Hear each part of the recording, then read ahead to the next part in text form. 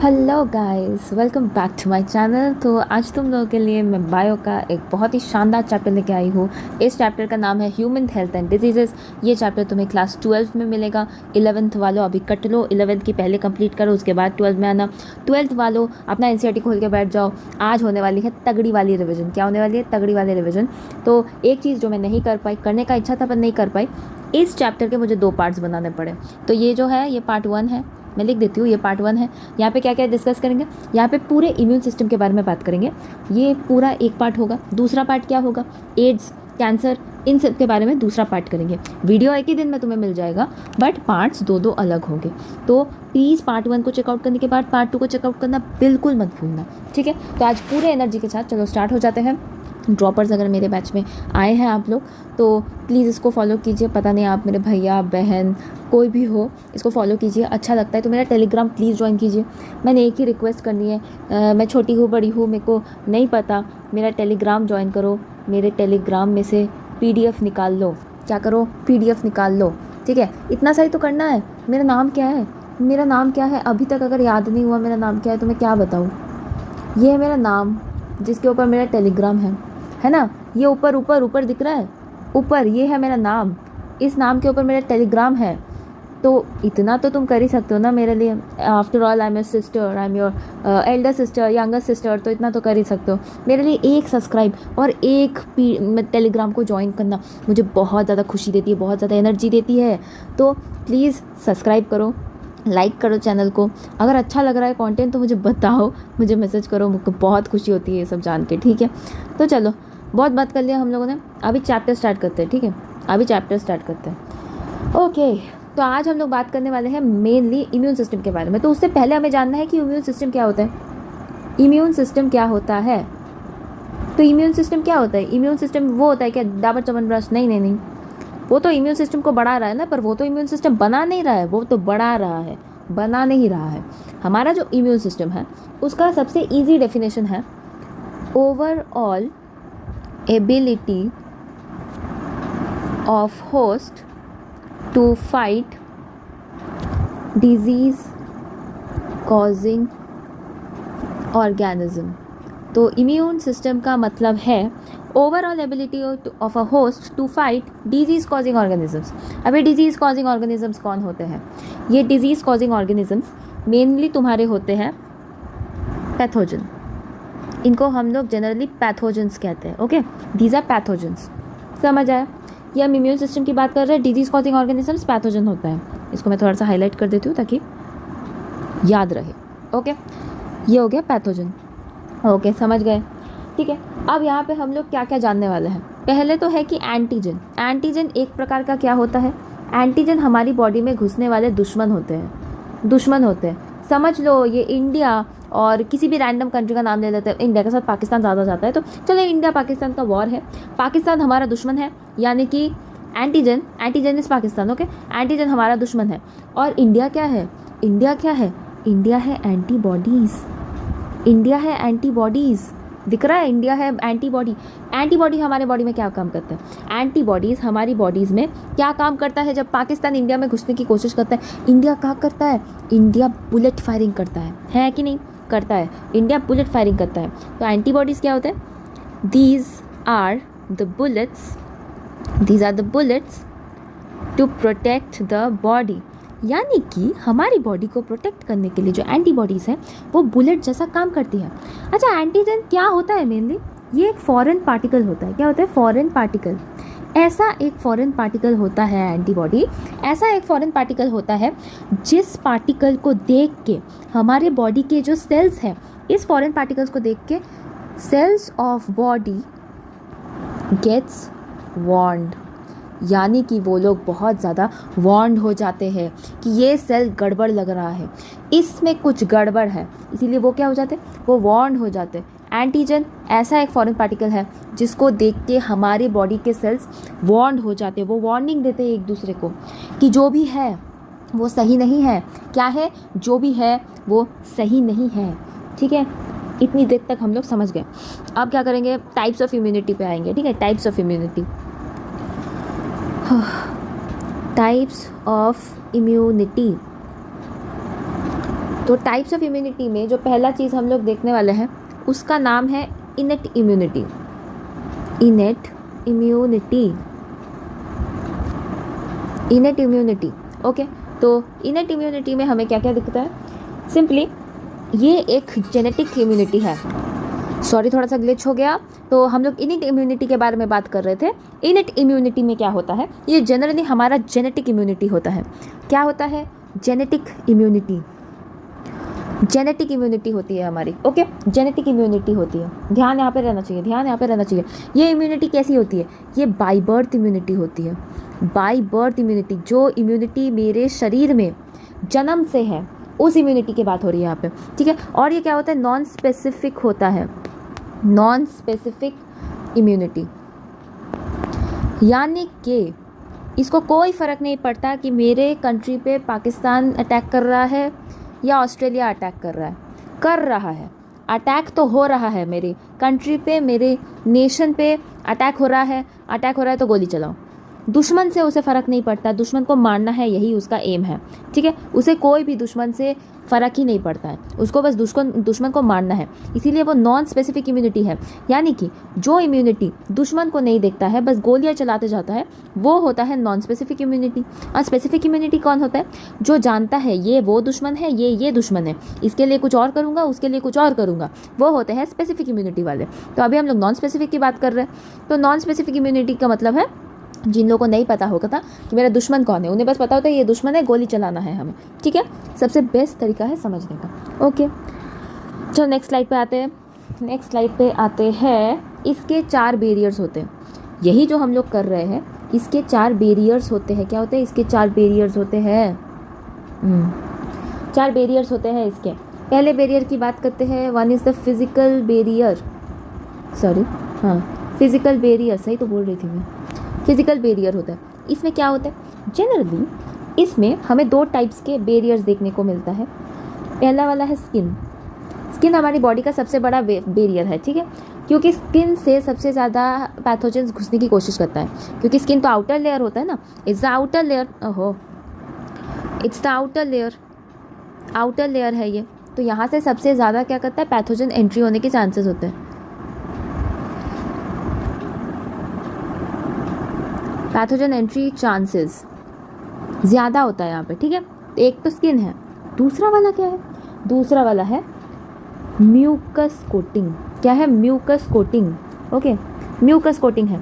अब mucus coating 3 तरह की होती है। मतलब एक तो ये स्किन है जहाँ से पैथोजन घुसता है, या तो म्यूकस कोटिंग में 3 पार्ट्स होते हैं जहाँ से पैथोजन घुस सकता है, ठीक है। पहले पार्ट का नाम है गैस्ट्रो इंटेस्टाइन ट्रैक्ट। एक साथ नोट्स बनाते जाओगे, तुम्हें इजी होगा चैप्टर करने में। बाद में जाके मेरे वहाँ से नोट्स डाउनलोड करो, वहाँ से रिवाइज कर सकते हो, पर एक साथ नोट्स बनाओगे तो बहुत ज़्यादा इजी हो जाएगा, ठीक है। गैस्ट्रो इंटेस्टाइन ट्रैक्ट होता है, एक होता है रेस्पिरेटरी ट्रैक्ट, एक होता है रेस्पिरेटरी ट्रैक्ट होता है एक। ओके, दूसरा वाला क्या होता है? तीसरा वाला क्या होता है? Urinogenital tract. Urinogenital tract. अब मैं समझाती हूँ। गैस्ट्रो इंटेस्टाइनल ट्रैक्ट का मतलब है कि ये मेरी मुंह की बात कर रहा है, माउथ की बात कर रहा है। रेस्पिरेटरी ट्रैक्ट का मतलब है कि ये मेरे नोज़ की बात कर रहा है, नोज़ की। और इसका मतलब है कि ये मेरे जेनिटल एरिया की बात कर रहा है, जेनिटल एरिया की बात कर रहा है। तो हमें समझ में आ गया कि यहाँ पे 3 बैरियर्स है। इन 3 बैरियर्स से घुस सकता है, या तो कहाँ से घुसेगा? या तो स्किन से घुस जाएगा, ओके, या तो स्किन से घुस जाएगा। ओके ओके ओके, हम लोगों ने ये वाला पहला वाला पार्ट कर लिया। सेकेंड पार्ट पे आते हैं। क्या करते हैं? सेकेंड पार्ट पे आते हैं। Physiological barrier. नाम बड़ा सेम है, पर काम सेम बिल्कुल नहीं है। फिजिकल बैरियर कुछ और है, फिजियोलॉजिकल बैरियर कुछ और है, ये ध्यान में रखा जाए। अच्छा, ये घुस के कहाँ कहाँ जा सकते हैं? ये जब पैथोजन घुस जाता है, सोचो इन सब जगहों से पैथोजन मेरा घुस गया, उसके बाद जो फिजिकल बैरियर, फिजियोलॉजिकल बैरियर के अंदर वो आता है, वो कहाँ कहाँ पे आता है? चलो वो देखते हैं। एक तो वो आएगा स्टमक पे, स्टमक के HCl, ठीक है। फिर आएगा सलाइवा, सलाइवा यानी कि टीयर्स, उसको हम लोग क्या कहते हैं? लाइसोसोम कहते हैं, लाइसोसोम कहते हैं हम लोग। फिर कहाँ आएगा? बाइल पे आएगा। और डोंट वरी, ये सब आएगा ही नहीं, यहाँ पे वेस्ट भी, मतलब ये यहाँ पे डिमोनेटाइज हो सकता है, ये यहाँ पे रप्चर हो सकता है। तो फिजियोलॉजिकल बैरियर का मतलब क्या है कि ऐसे पोर्शन पे आ जाना जहाँ से वो रप्चर हो जाए मेनली, ठीक है। बाइल, फिर ये क्या है, ईयर वैक्स है, ईयर वैक्स है जिसका नाम हम लोग क्या जानते हैं, क्यूमीन, हम लोग जानते हैं इसका नाम क्या होता है, क्यूमीन होता है, ओके। फिर क्या है, sweat of glands, sweat from gland, sorry, sweat from glands, ये भी होता है, ठीक है। तो हमें पता चल गया फिजियोलॉजिकल बैरियर्स कितने सारे, 5 फिजियोलॉजिकल बैरियर्स है, यहाँ से वो मर भी सकता है, यहाँ से वो मर भी सकता है मेरा पैथोजन, ओके ओके ओके, समझ गए। अब बात करते हैं हमारे तीसरे बैरियर के बारे में, ओके। हमारा जो तीसरा बैरियर है, वो तीसरा बैरियर हमारा है सेल एज अ बैरियर। क्या है, cell as a barrier, cell खुद ही बैरियर जैसा काम कर रहा है, cell as a barrier, okay okay. देखते हैं चलो क्या होता है यहाँ पे न्यूट्रोफिल है। क्या है न्यूट्रोफिल, हमें याद आ रहा है क्या, बेसोफिल, न्यूट्रोफिल, यस ऑब्वियसली याद तो रहना ही है, 11 में पढ़ चुके हैं, और नहीं पढ़े हैं तो पढ़ेंगे, क्योंकि मैम ने प्रॉमिस जो किया है, मैम लेक्चर ला के तो छोड़ेगी, है ना, लेक्चर तो लाना ही होगा ना, क्योंकि जो 30-23 बच्चे भी मेरे को देखते हैं ना, मैं उनके लिए भी काम करती हूँ, मुझे फॉलोअर्स की नहीं पड़ी है, मेरे को क्वालिटी इतना अच्छा करना है कि सबको देखने में मज़ा आ जाए, ठीक है। न्यूट्रोफिल एक हुआ, एक क्या हुआ, मोनोसाइट हो गया। अच्छा ये नाम याद रखना है, PMNL ये नाम याद रखना है, ठीक है, PMNL इस नाम को याद रखना है, ये न्यूट्रोफिल के केस में यूज़ होता है, ये न्यूट्रोफिल के केस में कभी कभी ये नाम यूज़ होता है, ओके ओके। मोनोसाइट एक होता है, एक होता है बेसोफिल, अभी बोला मैंने बेसोफिल, देखो एक होता है बेसोफिल, एक क्या होता है मास्ट सेल होता है, एक है मास्ट सेल, और एक क्या होता है, एक होता है एन किलर सेल। अब ये एन किलर सेल बड़ा इंटरेस्टिंग चीज़ है, क्यों इंटरेस्टिंग है, ये कैसे काम करता है, ये पता है कैसे काम करता है, it makes the, sorry takes लिख दिया मैंने गलती से, it makes the pores in the body of pathogen. मतलब ये कितना चालाक है, देखो ये पैथोजन की बॉडीज़ में छेद बनाता है। अजी मैम क्यों बनाता है, ताकि अगर उसके बॉडी, अगर ये उसका बॉडी है, अगर इसमें छेद आ जाएगा तो बाहर का जो सब्सटेंस है वो तो उसकी बॉडी में घुसना स्टार्ट कर देगा, तो इसके लिए वो क्या होगा कि बड़ा वाला सेल बन जाएगा, और बड़ा वाला सेल बन जाएगा तो क्या होगा, सेल विल बर्स्ट। तो अब समझ में आया उसका मौत दिखाने का सिस्टम, उसका मौत दिखाने का सिस्टम तुम लोग को समझ में आया, वो कैसे मारता है, तो इसीलिए उसको एन किलर सेल बोला जाता है, ठीक है, एन किलर सेल बोला जाता है, क्योंकि वो क्या करता है, छेद कर देता है, छेद की वजह से बाहर वाला प्रोडक्ट अंदर घुस रहा है और सेल क्या करता है, बर्स्ट कर जाता है, ठीक है, सेल क्या करता है, बर्स्ट कर जाता है, ओके ओके ओके, समझ गए हैं हम लोग। थोड़ा सा नोट्स का छोटा कर दिया मैंने ताकि 4th पॉइंट यहाँ पे अट जाए, ओह सॉरी। तो हमारा जो लास्ट एंड 4th पॉइंट है, ये क्या है, साइटोकाइन एज अ बैरियर। क्या है, cytokine as a barrier. Cytokine को बैरियर के हिसाब से कैसे यूज़ किया जा सकता है, वेरी सिंपल, हम लोग यहाँ पे किसका काम देखेंगे, इंटरफेरॉन्स का काम देखेंगे यहाँ पे, ओके, किसका काम देखेंगे, इंटरफेरॉन्स का। अच्छा चलो हम लोग सेल ले लेते हैं, ठीक है, हम लोग 4 दोस्तों को ले लेते हैं, 4 दोस्त पड़ोसी है, ठीक है, पड़ोसी है हमारे ये 4 दोस्त, या तो सेल बोल सकते हो, एक है A, एक है B, एक है C, एक है D, ओके, इतने सारे दोस्त हैं। इसमें एक क्या हुआ, एक दोस्त के घर के बाहर क्या हुआ, वायरस की एंट्री हुई, ठीक है, ये क्या हुआ, वायरस, तो ये क्या हो गया, वायरस इन्फेक्टेड हो गया, ये जो बंदा है वो क्या हो गया, वायरस इन्फेक्टेड हो गया। अब इसने क्या किया, इसने बाकी तीनों के साथ, यानी कि इन तीनों के साथ इसने क्या किया, इसने इन तीनों के साथ एक ग्रुप कॉल रखा, व्हाट्सएप पे ग्रुप कॉल कर दिया। फिर क्या हो गया, इसका यानी कि इसका मतलब है कि रिलीज़ किया इंटरफेरॉन्स, इसका मतलब है कि इसने रिलीज़ किया इंटरफेरॉन्स, उसको हम लोग क्या बोल रहे हैं, ग्रुप कॉल बोल रहे हैं, ठीक है। इसने ग्रुप कॉल किया, ग्रुप कॉल करके इसने क्या बताया, इसने बताया कि भाई मैं तो एक्सपायर करने वाला हूँ, करने को रहा हूँ मैं एक्सपायर, तो तुम लोग बच के रहना, तुम लोग क्या करना, बच के रहना, क्योंकि ये जो वायरस आया है वो तुम्हें भी इन्फेक्ट कर देगा। तो इन अ वे उसने क्या किया, उसने अपने दोस्तों को बचाया। देख लो कितना अच्छा दोस्त है, ऐसी दोस्ती होनी चाहिए, क्या होनी चाहिए, ऐसी दोस्ती होनी चाहिए, ओके। तो ये क्या करता है, AVP यानी कि एंटीविविड, क्या, एंटीविविड प्रोटियस। देख रहे हो कितना अच्छा है ये, इसने अपनी जान कुर्बानी दे दी, अपने दोस्तों को बचा दिया, क्या अपने दोस्तों को बचा दिया, ठीक है, अपने दोस्तों को बचा लिया, वेरी नाइस, बहुत हार्ट टचिंग था।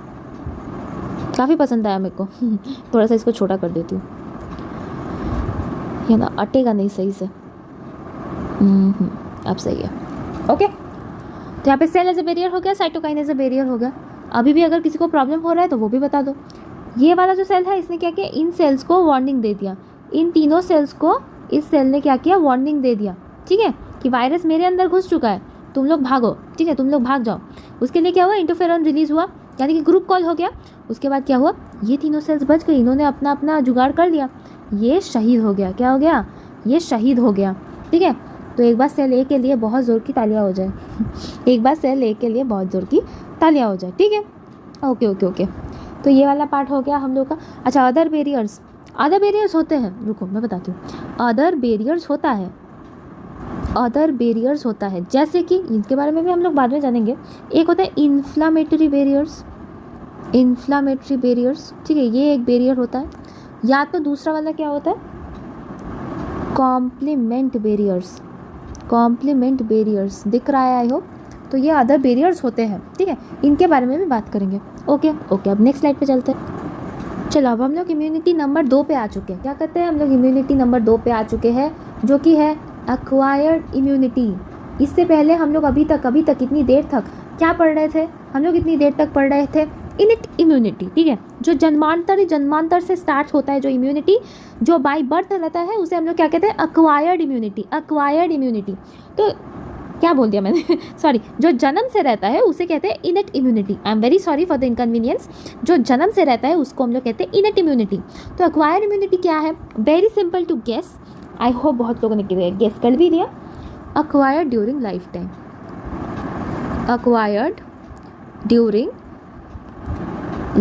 टाइम, क्या एक्वायर्ड ड्यूरिंग लाइफ टाइम। और ये होता किन में है, ओनली वर्टिब्रेट्स में होता है, ठीक है, ओनली वर्टिब्रेट्स में होता है।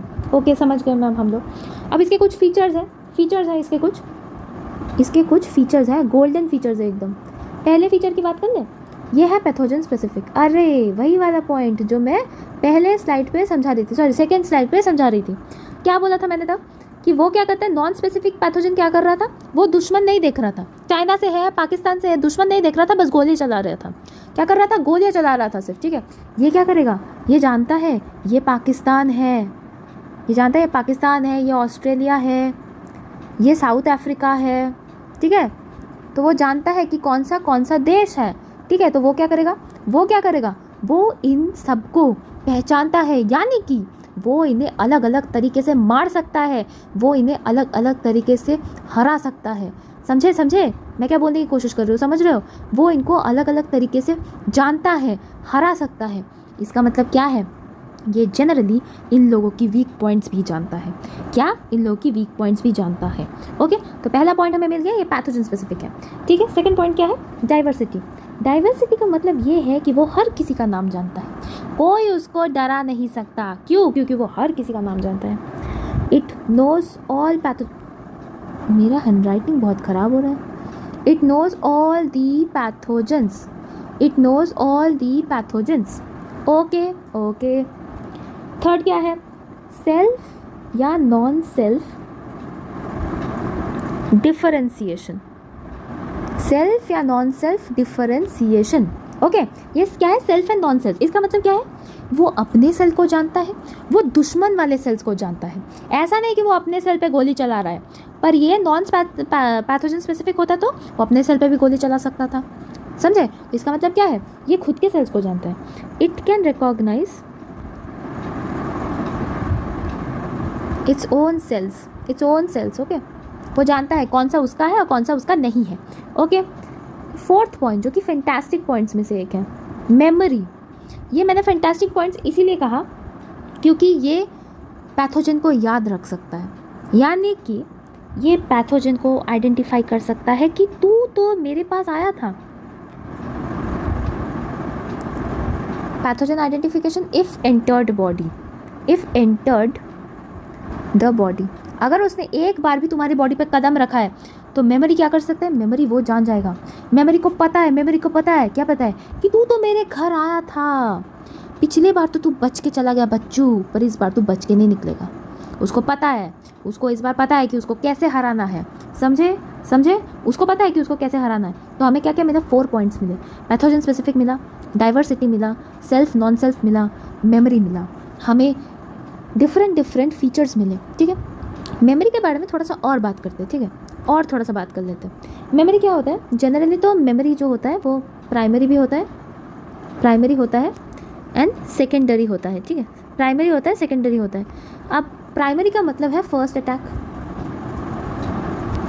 अटैक, सेकेंडरी का मतलब है रिपीटेड अटैक, और I can say subsequent attack. Okay, repeated attack लिख लो ताकि समझ में आए। ठीक है, फर्स्ट अटैक प्राइमरी मतलब क्या है? फर्स्ट अटैक है। ओके, तो फर्स्ट अटैक में क्या होता है? जनरली हमारे बॉडी के थ्रू आउट वीक रिस्पॉन्स रहता है, क्योंकि बॉडी के तो पहली बार समझ नहीं आ रहा है ना कि ये क्यों आया है, क्या करने वाला है।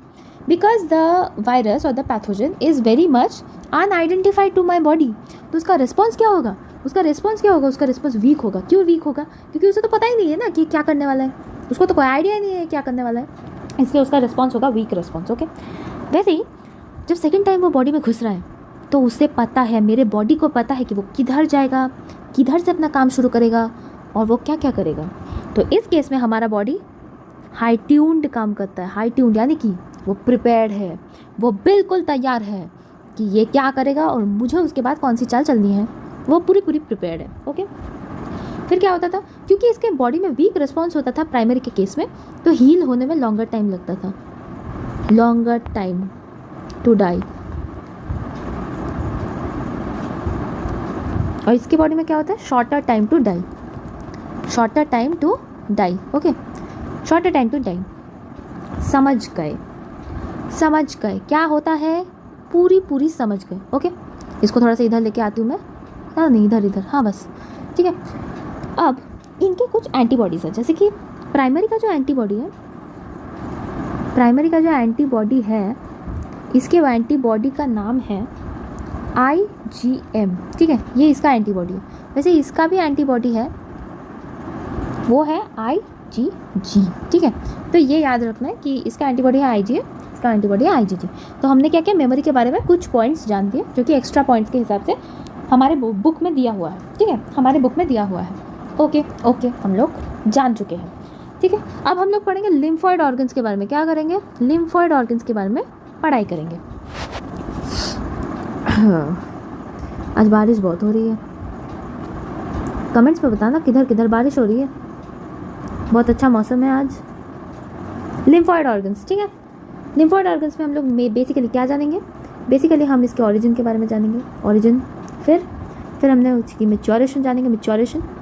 फिर क्या जानेंगे? इसकी पॉलीफरेशन जानेंगे। ठीक है, ये सबको एक साथ हम लोग क्या बोलते हैं? लिम्फोसाइट। इन सब से लिम्फोसाइट बनता है। लिम्फोसाइट्स इन सब से बनता है। क्या करते हैं? इन सब से बनता है।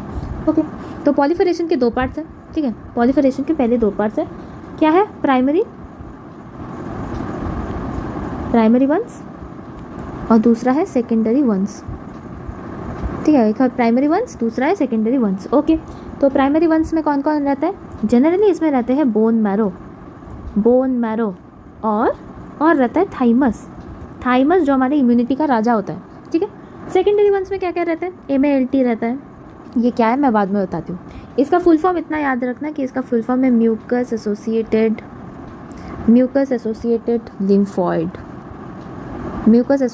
लिम्फॉइड। ओके, उसके बाद क्या है? स्प्लीन है, स्प्लीन, इसका नाम तो सुना ही होगा।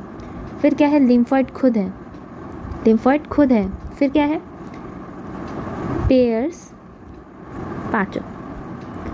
पैच। ओके, तो इसके बारे में हम लोग अब डिटेल्स में जाते हैं। ठीक है, डिटेल्स में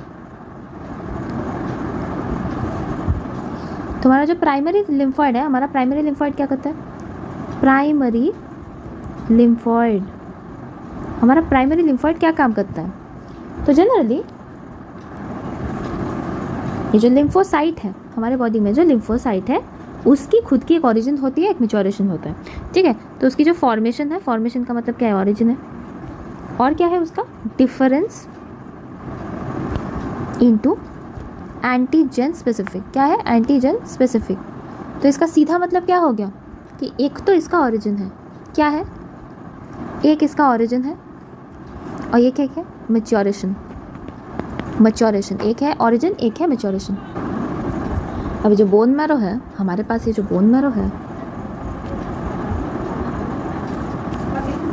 ये जो बोन मैरो है, बोन मैरो में हमें दो टाइप के सेल्स मिल रहे हैं, दो टाइप के हमें सेल्स मिल रहे हैं, एक है बी सेल्स, दूसरा है टी सेल्स। ठीक है, ये एक बी सेल मिल रहा है, एक टी सेल मिल रहा है।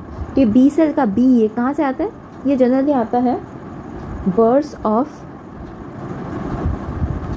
फैब्रिसस, यानी कि बर्ड से आता है। ये बहुत लोगों को कन्फ्यूजन होता है कि बी सेल्स कहाँ से आता है। ये बी वर्ड बर्ड्स ऑफ फैब्रिसस से आता है। ठीक है, तो इसका जो फॉर्मेशन एंड मैच्योरेशन है, फॉर्मेशन एंड मैच्योरेशन ये दोनों ही बोन मैरो में होता है।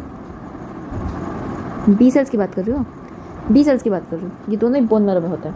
ठीक है, तो जो टी सेल्स है ना, यहाँ पे जो टी सेल्स है, इसका फॉर्मेशन अलग होता है, इसका मैच्योरेशन अलग होता है। ठीक है, इसका मैच्योरेशन अलग होता है, यानी कि फॉर्मेशन जो होता है वो तो बोन मैरो में होता ही है, इसका फॉर्मेशन जो है वो तो बोन मैरो में होता ही है, पर जो मैच्योरेशन है वो थाइमस में होता है। कहाँ पे होता है? थाइमस में होता है। हाँ जी, थाइमस में होता है। थाइमस के बारे में एक लाइन है जो लिखना ज़रूरी है। थाइमस बोन मैरो में है, थाइमस बोन मैरो में है, make it clear, thymus bone marrow में है। थाइमस के बारे में एक लाइन है जो लिखना इंपॉर्टेंट है। लार्ज ड्यूरिंग बर्थ, थाइमस जो होता है वो बर्थ के टाइम पे बहुत बड़ा होता है। ठीक है, but it becomes small size during puberty, it becomes small size during puberty. मैं इस बात को नहीं मानती हूँ, मैं इस बात को नहीं मानती हूँ, पर कुछ नहीं कर सकते। ये एनसीईआरटी का भाषा है। क्या है? ये एनसीईआरटी का लाइन है। तो तुम्हें यही पढ़ना है, तुम्हें यही पढ़ना है, ये शब्द तुम्हें पढ़ना है। ठीक है, ये शब्द तुम्हें पढ़ना है। ओके, कोई बहाना नहीं चलेगा, कोई बहाना नहीं चलेगा। ऐसा नहीं है कि मैम हमने लॉजिकली सोचा कि जो लोग एजड हो जाते हैं उनकी इम्यूनिटी और भी छोटी हो जाती है, इसीलिए हम लोग नहीं मानेंगे कि प्यूबर्टी में होता है। बेटा एनसीईआरटी में है, एनसीईआरटी में अगर लिखा हो कि चींटियाँ उड़ सकती है तो चींटियाँ उड़ सकती है, तुम उसको चेंज नहीं कर सकते, समझे? तो तुम यहाँ पे कुछ भी चेंज नहीं करोगे, जो एनसीईआरटी का लाइन है वही पढ़ोगे। ओके, वही पढ़ना है हम लोगों को एग्जामिनर के साथ कोई पंगा नहीं लेना है। ठीक है, चाहे वो बोर्ड्स हो चाहे वो नीट हो, हमें एग्जामिनर के साथ कोई भी पंगा नहीं लेना है। ठीक है, पंगा नहीं लेना है, क्योंकि अगर एग्जामिनर पंगा ले लिया तो मेरा मार्कशीट गंदा हो जाएगा, है ना, मेरा मार्कशीट गंदा हो जाएगा, है ना।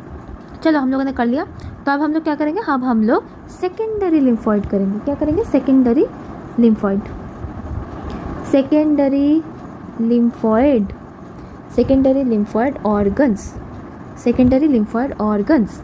ठीक है, ये सेकेंडरी क्या होता है? आफ्टर मैच्योरेशन होता है। क्या होता है? आफ्टर मैच्योरेशन, आफ्टर मैच्योरेशन होता है। ओके, और या इसका मेन काम क्या है? इसका मेन काम है इंटरसेक्शन, इंटरसेक्शन विद एजी यानी कि एंटीजन, और यहाँ पे क्या होगा?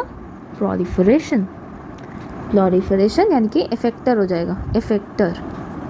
यार क्या गंदी है हैंडराइटिंग है मेरी, पता नहीं ऐसा क्यों हो रहा है। मैं इतने दिन से लिख रही हूँ ना, इसीलिए शायद मैं एग्जॉस्टेड होकर इतना गंदा लिख रही हूँ आज। यह एंटीजन स्पीसीज़ है। क्या है? एंटीजन स्पीसीज़ है। बहुत गंदा हैंडराइटिंग हो गया है। तुम लोग अपनी हैंडराइटिंग बिल्कुल गंदा मत करना, क्योंकि बोर्ड्स में अगर गंदा हैंडराइटिंग देखा वो लोग मार्क्स नहीं देंगे। तो गंदा करना ही नहीं है हैंडराइटिंग, ठीक है, गंदा नहीं करना है हैंडराइटिंग। ओके ओके, ये एंटीजन स्पीसीज़ है, हमें पता चल गया। अब क्या है? अब हम लोग इसके ऑर्गन्स के बारे में थोड़ा बहुत पढ़ाई करेंगे, तो स्लाइड चेंज कर लेते हैं। ओके, स्लाइड चेंज कर लेते हैं। ओके, स्प्लीन के बारे में पहले पढ़ेंगे। स्प्लीन के बारे में, स्प्लीन क्या होता है? स्प्लीन एक किडनी शेप, बीन शेप्ड होता है। क्या होता है? बीन शेप्ड होता है। इसको फेमसली हम लोग क्या बोलते हैं? इसको हम लोग फेमसली बोलते हैं ग्रेवयार्ड ऑफ आरबीसीज। क्या बोलते हैं? ग्रेवयार्ड ऑफ आरबीसी, यानी कि reservoir of RBC, reservoir of RBC. Okay okay, पता चल गया हम लोगों को। यार एक काम करता है, यार एक काम करता है, क्या करता है? ये generally trap blood born antigen, ये इसका सीक्रेट काम है। ठीक है, क्या बोलते हैं? सीक्रेट काम है इसका। ओके, और एक चीज़ जो हमें यहाँ पे लिखनी चाहिए वो है कि लिम्फोसाइट। स्प्लीन कैसे बनता है? तो स्प्लीन बनता है लिम्फोसाइट प्लस फैगोसाइटोसिस। क्या होता है? फैगोसाइटोसिस, यानी कि उसको अंदर अंदर ही ख़त्म कर देना, यानी कि फैगोसाइटोसिस। ठीक है, तो क्या होता है? क्या होता है mainly? Lymphocyte and phagocytosis. Okay, ऐसे होता है। ठीक है, स्प्लीन के बारे में जो पढ़ना था पढ़ लिया हम लोगों ने। अब क्या करेंगे? लिम्फ नोड के बारे में पढ़ेंगे। क्या पढ़ेंगे? लिम्फ नोड के बारे में पढ़ेंगे। देखो ये है लिम्फ नोड, लिम्फ नोड में क्या जानेंगे, बहुत इंपॉर्टेंट सारे पॉइंट्स जानेंगे मैम। एक होता है वो ट्रैप करता है माइक्रो ऑर्गेनिजम्स को, it traps the micro organisms, ठीक है। फिर क्या होता है, initial immune response, initial immune response, ठीक है, इनिशियल इम्यून रिस्पॉन्स, ठीक है। तो ये दोनों काम करता है, एक तो क्या करता है माइक्रो ऑर्गेनिज्म को ट्रैप करता है, या तो क्या करता है इनिशियल इम्यून रिस्पॉन्स को टारगेट करता है, मतलब मेनली इन्फॉर्म करता है। ओके, अब क्या करेंगे, अब हम लोग करेंगे मेल्ट, बोला था इसके बारे में आऊँगी आगे, ठीक है। ये क्या करता है, ये उन सारे छेदों में रहता है जहाँ से हम लोगों को सबसे ज़्यादा इनेट इम्यूनिटी को फिजिकल बैरियर के हिसाब से देखने का टेंडेंसी है, यानी कि it lives in GI tract, और कहाँ रहता है, रेस्पिरेटरी ट्रैक्ट, ओके, और क्या है, यूरोजेनिटल ट्रैक्ट, ठीक है। ये तो हुआ। अब यहाँ से जो मेन क्वेश्चन आया था पिछले साल नहीं, एक बार PYQ आया था, 50% ऑफ लिम्फॉइड टिश्यू, ये क्या फॉर्म करता है, 50% ऑफ लिम्फॉइड टिश्यू। ये रहा तुम्हारा गर्मा गर्म PYQ, क्या है, PYQ है, ये PYQ है, नीट में आ चुका है, ये नीट में आ चुका है, ठीक है, ये एक बार नीट में आ चुका है, ओके, आ चुका है, कहाँ, नीट पे, कहाँ आ चुका है, नीट पे आ चुका है, ओके ओके ओके। अब हम लोग क्या पढ़ेंगे, अब हम लोग पढ़ेंगे टाइप्स ऑफ अक्वायर्ड इम्यूनिटी। हमने अक्वायर्ड इम्यूनिटी की टाइप्स पढ़नी है, क्या करना है, टाइप्स पढ़नी है, ओके, अक्वायर्ड इम्यूनिटी की टाइप्स पढ़नी है, ओके। तो पहले क्या है, ह्यूमोरल इम्यूनिटी, क्या है, ह्यूमोरल, ये वो है, हाँ वो है ह्यूमोरल इम्यूनिटी,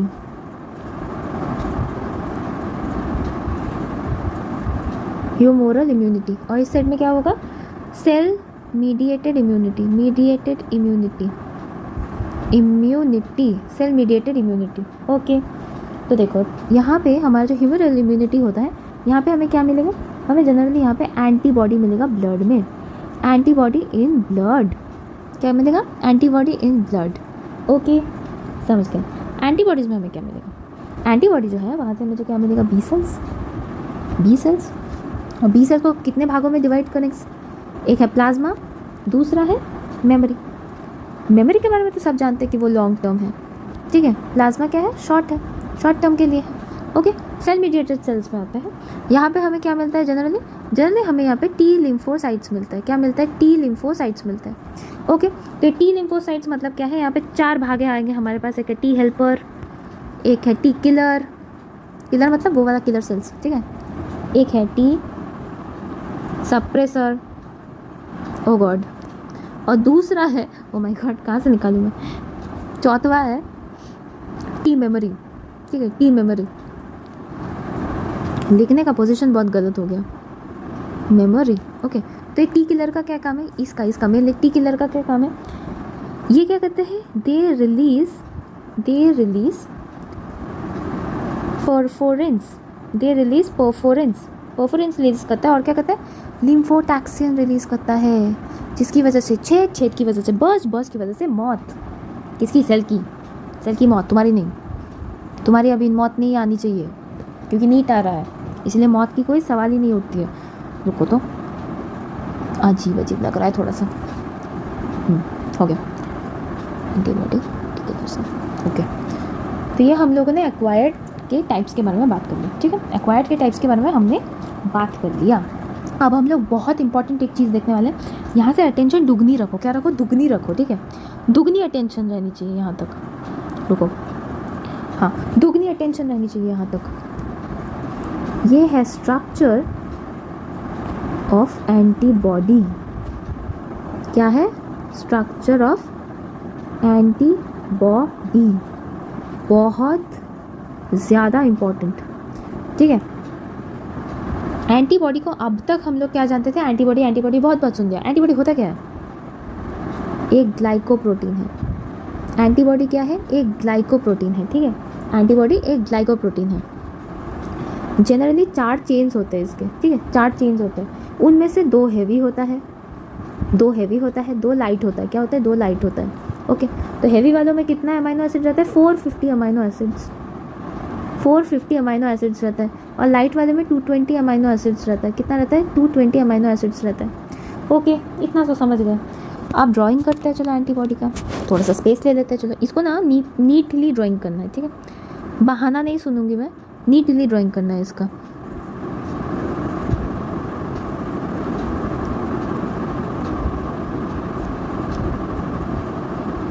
अब अगर कोई बोला कि रेप्लिकेशन फॉर्क लग रहा है तो तुम बिल्कुल सही हो, ये बिल्कुल रेप्लिकेशन फॉर्क जैसा मुझे भी लग रहा है। रेप्लिकेशन फॉर्क जैसा ही दिखता है, बिल्कुल सही बात है। क्योंकि मुझे ना पढ़ाते पढ़ाते किसी ने एक बार बोला था, मैम ये तो रेप्लिकेशन फॉर्क जैसा है ना। मैंने बोला हाँ बच्चा, श्योर रेप्लिकेशन फॉर्क ही तो है ये। एन और सी बोल के हम लोग टर्म करते हैं। जैसे सोचो, अगर मैंने एक रेप्लिकेशन फॉर्क का एग्जांपल ले लिया, वहाँ पे भी हम लोग क्या करते थे? 3.5 प्राइम करते थे। यहाँ पे हम लोग क्या करेंगे? एन और सी बोल के मार्किंग करेंगे, ठीक है? यहाँ पे भी एन, यहाँ पे भी सी, एन यहाँ पे भी एन, यहाँ पे भी सी।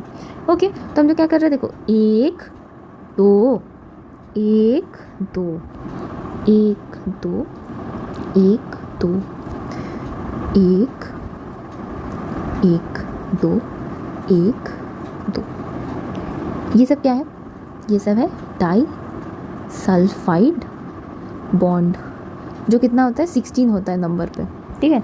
ये डाई सल्फाइड बॉन्ड्स कितने होते हैं? 16 होता है नंबर पे, ठीक है? अब एक इंपॉर्टेंट चीज़ यहाँ पे लिखते हैं। चलो एक सेकेंड, बहुत मेसी सा हो गया ये चीज़, थोड़ा सा छोटा कर देती हूँ, यहाँ पे कर देती हूँ थोड़ा सा छोटा। बिल्कुल ऑफेंड नहीं हुआ ये ऑफेंड नहीं हुआ, ठीक है? ये वाला जो अपर रीजन है ना, ये है वेरिएबल रीजन, वेरिएबल रीजन, ठीक है? ये वेरिएबल रीजन है, यानी कि ये वाला जो पार्ट है ये है एंटीजन स्पेसिफिक रीजन। क्या है? एंटीजन स्पेसिफिक रीजन है ये, यानी कि यहाँ पे एंटीजन बाइंडिंग साइट है। जनरली क्या है एंटीजन स्पेसिफिक रीजन का मतलब? क्या है? ये एंटीजन बाइंडिंग साइट है, ठीक है? इसको मैं थोड़ा सा हाईलाइट कर देती हूँ ताकि याद रहे। एंटीजन बाइंडिंग साइट है। क्या है? एंटीजन बाइंडिंग साइट है। ओके, समझ गए? तो इसका मतलब ये क्या है? पैराटॉप है, ठीक है? ये क्या है? पैराटॉप है। कहाँ लिखूँ? जगह ही नहीं है। पैराटॉप, इसका तो जगह मिल गया। एपिटॉप, एपिटॉप मेरे को पकड़ के मारेगा, बोलेगा मेरे लिए जगह नहीं छोड़ा। ये जो पोर्शन है ना, ये एपिटॉप है। क्या है? एपिटॉप है। देखा, जगह नहीं बचा। देखा ना, जगह नहीं बचा। एपिटॉप है। तुम लोग भी लिख लो, क्योंकि तुम लोग भी, मैं देखूंगी बाद में जाके आधा चंद बोलेगा मैं, मेरे को तो दिख ही नहीं रहा था, मैंने तो लिखा ही नहीं। ऐसा नहीं सुनना है मेरे को। लिख लो, यहाँ भी लिख लो। यहाँ पे पैराटॉप होगा, वहाँ पे एपिटॉप होगा। Okay, paratope and epitope. अब यहाँ पे कुछ एंटीबॉडीज़ के बारे में थोड़ा सा इन्फॉर्मेशन देना है मेरे को, ठीक है? ये एनसीईआरटी का तो पार्ट नहीं है, पर ये बायोलॉजी का पार्ट ज़रूर है और ये क्लास 12 का ही पार्ट है। एनसीईआरटी का नहीं है पर बायोलॉजी का है, क्लास 12 का पार्ट है, ठीक है? IgG AMED, एक एक करके देखते हैं। ये है मोस्ट एबंडेंट, ये मोस्ट एबंडेंट है। और ये क्या करता है? Cross placenta, cross placenta. यहाँ पे लिखना ना थोड़ा सा हेक्टिक हो रहा है मेरे लिए, रुको सही से लिखती हूँ।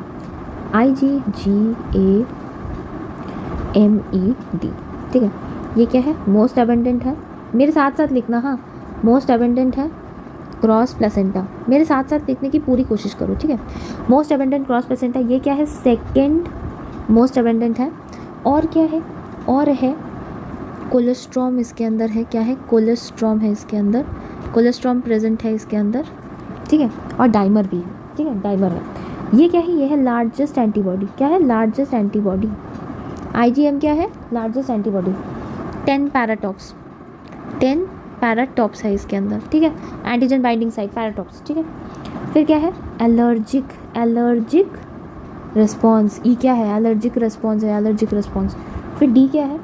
डी है membrane bound antibodies, membrane bound antibodies. क्या है? Membrane bound antibodies. ओके, तो हमें कुछ कुछ एंटीबॉडीज़ के बारे में अच्छी खासी इन्फॉर्मेशन मिल गई, कौन कहाँ पे यूज़ होता है, किसका कितना इंपॉर्टेंस है। उसके अंदर मैं बोलूँगी इसको थोड़ा सा याद रखने के लिए, क्योंकि क्या पता ये तुम्हें पूछ लिया जाए, क्या पता ये तुम्हें पूछ लिया जाए, ठीक है? क्या पता ये भी तुम्हें पूछ लिया जाए, ठीक है? और क्या पता ये भी तुम्हें पूछ लिया जाए, ठीक है? अब इनके फंक्शंस के बारे में थोड़ा पढ़ ले। ओह गॉड, क्या कर रही हूँ मैं? इनके फंक्शंस के बारे में थोड़ा सा पढ़ लें। चलो पढ़ते हैं। फंक्शंस के अंदर 3 चीज़ें आती हैं 3 नामों के साथ, ठीक है। एक होता है एग्लोविएशन, सेकंड आता है ऑपोजिनेशंस, नहीं उसको क्या कहते हैं, ऑपोजिनेशंस, और थर्ड क्या है, थर्ड न्यूट्रलाइजेशन। ये उसके 3 फंक्शंस हैं। तो इसके बारे में मैं और डिटेल नहीं जा रही हूँ, क्योंकि इसके बारे में अगर ज़्यादा डिटेल जाऊँगी तो मैं पकड़ के सब मारेगा कि मैम ये तो सिलेबस में नहीं है, क्यों पढ़ा रही हो ये। तो ठीक है, मैं नहीं जा रही हूँ, ठीक है। स्लाइड चेंज करते हैं, टाइप्स ऑफ इम्यूनिटी पे चलते हैं, ठीक है। किस पे? Types of immunity. Types of immunity पे चलते हैं, ओके। टाइप्स ऑफ इम्यूनिटी के अंदर हमें 2 टाइप की इम्यूनिटी दिखती है, ठीक है। To be very very specific, नहीं वाइट चाहिए मेरे को, अजीब प्रॉब्लम है, ये रेडी रहता है हमेशा।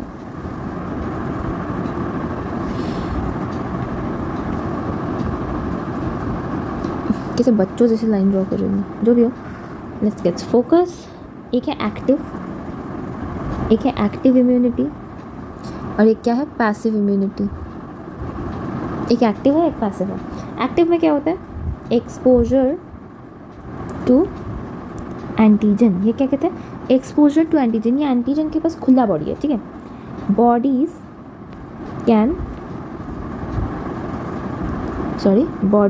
Own cell produces antibody.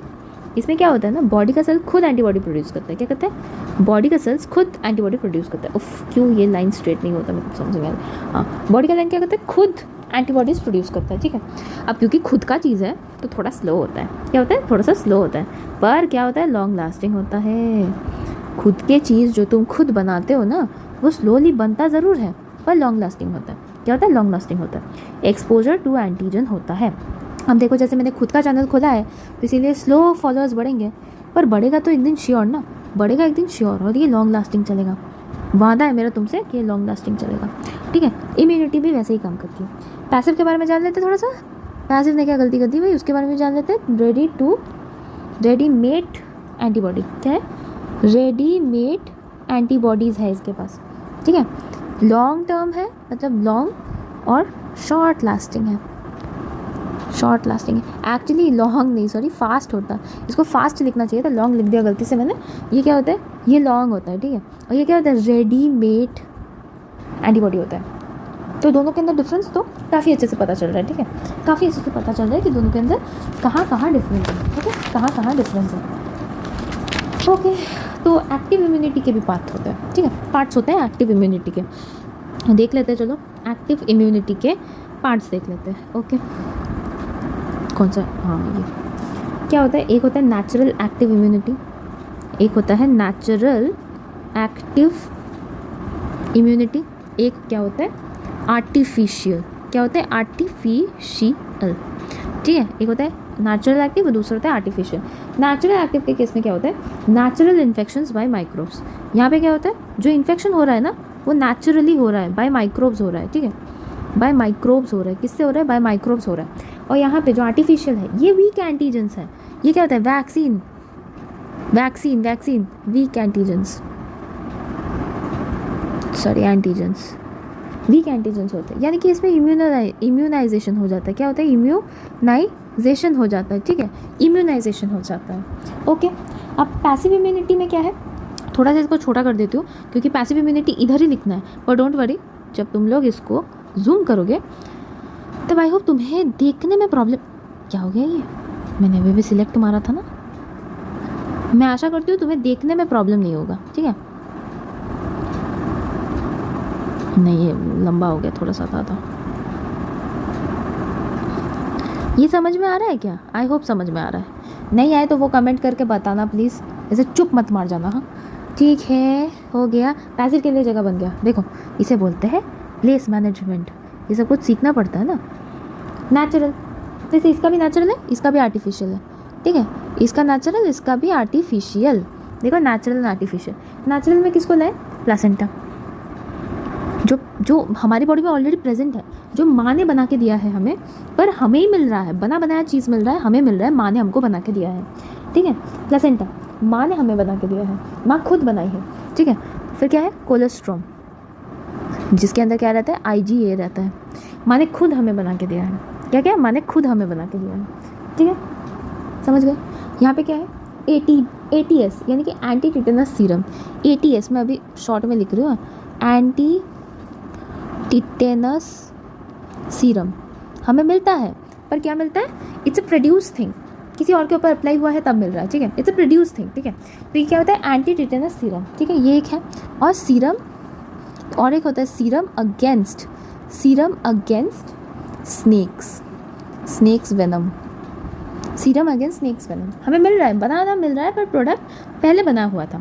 तो सबसे ज़्यादा इंपॉर्टेंट क्या है, हमारा नेचुरल स्पीसीज़ बहुत इंपॉर्टेंट है। जैसे नेचुरल का एग्जांपल प्लीज़ याद रखना, नेचुरल का एग्जांपल बहुत अच्छा है, प्लासेंटा एंड कोलेस्ट्रॉम। वैसे यहाँ पे स्नेक्स वेनम का भी याद रखना, और यहाँ पे क्या याद रखना है, नेचुरल इन्फेक्शन बाय माइक्रोब्स और वैक्सीन्स, इसे याद रखना है, ठीक है। तो मैंने इम्यूनिटी के बारे में बोल दिया, आर्टिफिशियल नेचुरल दोनों को दिखा दिया कि एक्टिव कौन है, इनएक्टिव कौन है, यहाँ पे भी पैसिव में भी एक्टिव कौन है, इनएक्टिव कौन है, सब कुछ समझा दिया, ठीक है।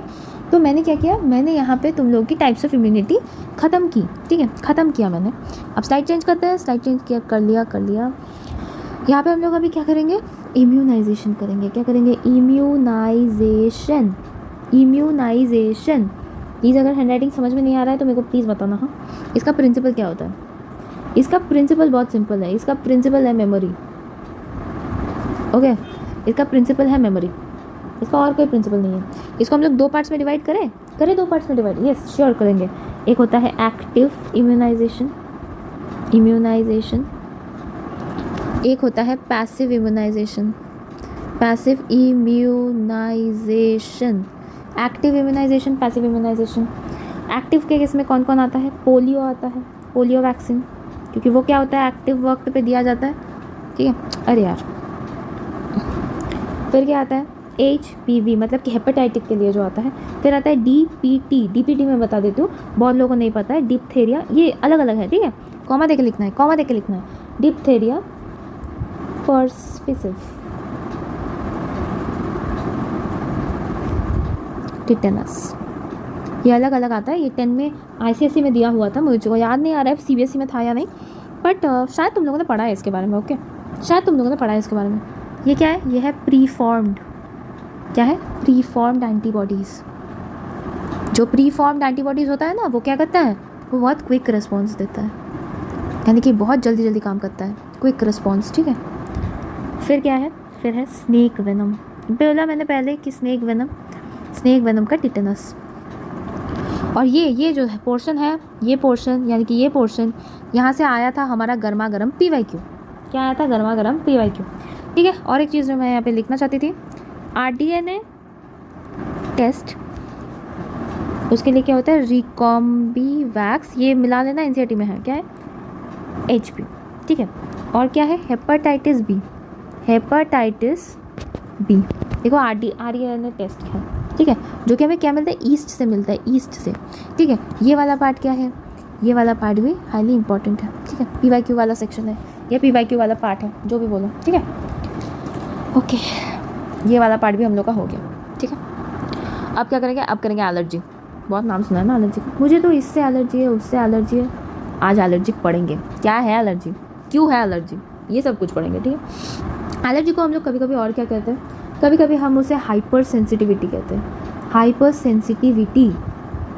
सेंसिटिविटी, या तो क्या कहते हैं, साइटोलाइटिक सेल क्यों कहते हैं, वो तो बाद में बात होगा। इतना जान के रखो कि इतने सारे नाम हैं एलर्जी का, ठीक है। तो ये क्यों होता है, ये क्या होता है, एग्जैजरेटिंग इम्यून रिस्पॉन्स। ये इम्यून रिस्पॉन्स को क्या करता है, जागृत करता है।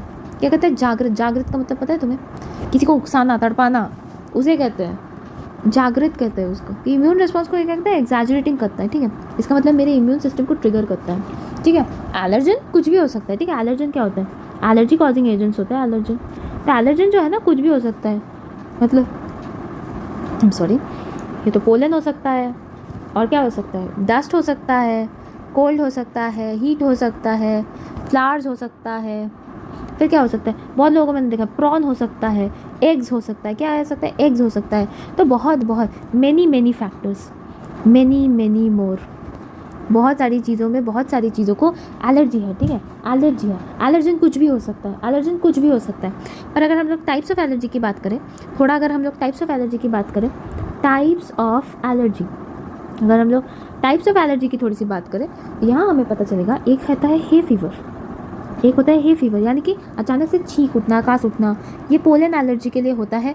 क्या कुछ याद आ रहा है, हमने सेक्सुअल रिप्रोडक्शन कुछ दिन पहले पढ़ा था फ्लावरिंग प्लांट्स का, वहाँ पे मैंने कहा था ना हे फीवर होता है, कहा था कि नहीं कहा था, यस, तो ये हे फीवर होता है, ठीक है, हे फीवर होता है। इससे क्या होता है, मेरा जो अपर वाला रेस्पिरेटरी ट्रैक्ट, मतलब अपर रेस्पिरेटरी ट्रैक्ट मेरा क्या होता है, इन्वॉल्व रहता है, क्या कहते हैं, इन्वॉल्व रहता है। सेकेंड जो केस होता है हमारे पास वो होता है एज़मा, एज़मा होता है। एज़मा में क्या होता है, मेरा लोअर रेस्पिरेटरी ट्रैक्ट इन्वॉल्व रहता है, ठीक है, लोअर रेस्पिरेटरी ट्रैक्ट मेरा इन्वॉल्व रहता है, ओके। दूसरा होता है एनाफाइलैक्टिक शॉक, एनाफाइलैक्टिक शॉक, ये थोड़ा सा डेंजरस है compare to these two. Why? क्योंकि इसमें क्या होता है, if the person is triggered, अगर ट्रिगर्ड हो गया person, then BP will be less and person क्या होता है, डाइज, ठीक है। बीपी लेस होने से डाई क्यों होगा, क्योंकि अगर बीपी लेस हो गया वो बेहोश होगा, बेहोश होने के कुछ देर बाद ही वो मर जाएगा, ठीक है, वो मर जाएगा, ओके। तो ट्रीटमेंट कैसे होगा, ट्रीटमेंट तो करना है ना, डॉक्टर्स हैं हम लोग को ट्रीटमेंट करना है, तो ट्रीटमेंट का भी तो कोई हल होना चाहिए ना सर, ऑब्वियसली हल तो है, क्या है, हल है, क्या हल है, एक है एंटी हिस्टामिन, एक है एंटी हिस्टामिन ड्रग्स, ठीक है, एक तो ये हल है, या तो दूसरा क्या है, मैं स्टेरॉइड्स दे दूँ, मैं क्या दे दूँ, स्टेरॉइड्स दे दूँ, या तो मेरे पास तीसरा ऑप्शन क्या है, मेरे पास तीसरा ऑप्शन है कि मैं एड्रेनालिन दे दूँ, क्या दे दूँ, एड्रेनालिन दे दूँ, एड्रेनालिन, ठीक है। ये क्या करता है, ये करता है reduces symptoms, reduces symptoms of allergy, okay, समझ गए। एक चीज़ तुम लोगों ने शायद नोटिस किया होगा, मैंने तो बहुत नोटिस किया, पता नहीं तुम लोगों ने कितना नोटिस किया, मॉडर्न लाइफस्टाइल जितना बड़ा होता गया, लोगों की एलर्जीज बढ़ती गई, यानी कि लोगों की सेंसिटिविटी टू एलर्जी इंक्रीज हो गई, क्या हो गई, इंक्रीज हो गई, सेंसिटिविटी टू एलर्जी लोगों की इंक्रीज हो गई, ठीक है, क्या हो गया, इंक्रीज हो गई। हमारे पास एक छोटा सा टॉपिक बच गया अभी, ऑटो इम्यूनिटी बोल के, क्या, ऑटो इम्यूनिटी, ये हमारा लास्ट टॉपिक है आज के सेशन के लिए, क्योंकि हम लोग ऑलरेडी 1 घंटा पार कर चुके हैं, ठीक है, हम लोग 1 घंटा पार कर चुके हैं। तो ये ऑटो इम्यूनिटी में क्या होता है, हायर वर्टिब्रेट्स को होता है, ये किसको होता है, हायर वर्टिब्रेट्स को, ठीक है। और क्या होता है, इम्यून सेल्स होता है, इम्यून सेल्स में कौन कौन होता है, अटैक सब सेल्स, सॉरी गलत लिख दिया,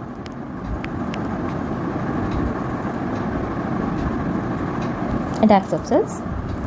तो कॉज क्या होता है, ऑटो इम्यूनिटी कॉज एक तो होता है मेरा जेनेटिक, जो कि बहुत ही फेमिलियर है, या तो होता है कोई अननोन रीज़न, हमेशा हर रीज़न को डिटेक्ट नहीं कर सकते हम लोग, ठीक है।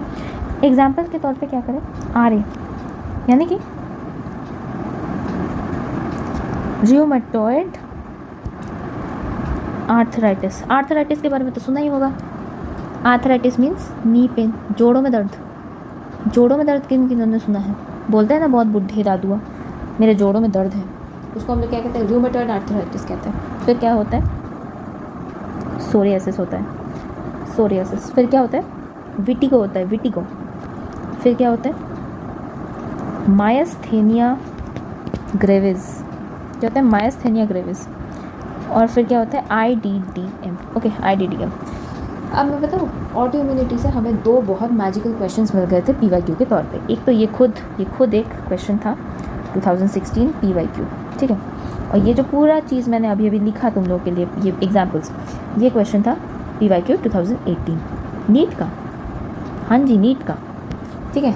ऑटो इम्यून हम लोग खत्म कर चुके हैं। ऑटो इम्यून में हमें ये पता चला कि हायर वर्टिब्रेट्स में होता है, जनरली इम्यून सेल्स की वजह से होता है, जो कि एक्टिव सेल्स करते हैं। कॉज क्या होता है, जेनेटिक होता है, ये तो कभी कभी अननोन रीजंस होता है इसका, ठीक है। और रियोमेटॉइड आर्थराइटिस, फिर psoriasis, vitiligo, myasthenia gravis and IDDM, these are the different examples of autoimmunity. Okay, so we are done with our lecture. Part 1 हम लोग का खत्म हो चुका है, हम लोग इम्यून सिस्टम कर चुके हैं, और क्या क्या कर चुके हैं, ऑटो इम्यूनिटी कर चुके हैं, एलर्जी के बारे में कंप्लीट कर लिया है हमने, एंटीबॉडी ड्रॉ करके देख लिया एंटीबॉडी में क्या क्या होता है, तो हमने ये वाला पूरा पार्ट कंप्लीट कर दिया है।